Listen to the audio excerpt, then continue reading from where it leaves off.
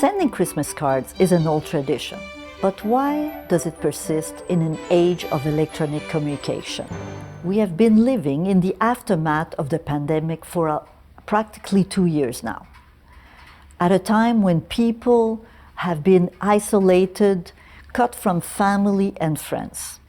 This situation highlighted the need to maintain contact, but with a personal touch. We often think Christmas cards are something trivial. The custom of sending Christmas cards has been part of our lives for more than 140 years. The first Christmas card came from England and was printed in 1843. One of the oldest examples in the museum collection is this New Year greeting card. Similar to Valentine's Day card, which were introduced before Christmas cards, Victorian cards, such as this one, are richly decorated.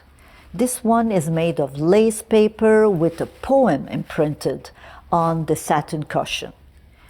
The card of this period sought to create a volume effect by superimposing paper, fringes, or even appliques.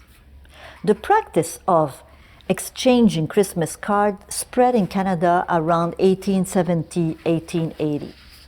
One of the ways we know this is from the increased numbers of newspaper advertisements that indicated where you could purchase such cards. The popularity of this communication ritual made it possible to maintain social and family relationship in an era of geographic mobility. New and more efficient means of transportation facilitated, opportunities to move away from one word's place. Maintaining those contacts through writing was also facilitated by an improvement in mail delivery. Of course, these are written communication tools, but greeting cards were also a visual communication tool. Color printing methods being developed and perfected, allowing multiple copies to be made. And this new technology applied not only to Christmas cards, but also to calendars, religious images, and so on. Although most Christmas cards were imported from United States, Germany, or England, one of the first printers of Christmas cards in Canada was the Montreal firm G.W. Clark. And this card we see here, sent in 1881 to Hugh Barney in Prescott, Ontario, has not only a documentary value, but also reflects the taste of the time.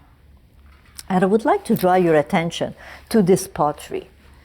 The craze for winter sport inspired the Scottish company John Marshall to produce a series of potteries entitled Canadian Sport in 1880.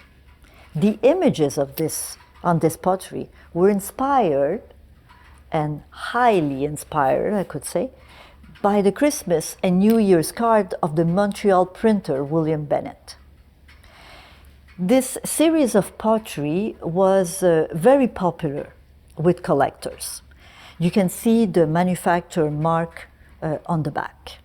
This series was primarily intended for a Canadian market, but you can find examples of such potteries in Scotland or Ireland. The images projected on these Christmas cards is a romanticized image of the Canadian winter, perfectly staged, but not always realistic. For example, the practice of snowshoeing or snow gliding by women was frowned upon by the Catholic clergy as an opportunity to sin. Even so, in 1885, the Bishop of Montreal, Monseigneur Fabre, wrote a circular against these activities. However, winter sports and even the Christmas cards are still very much popular today.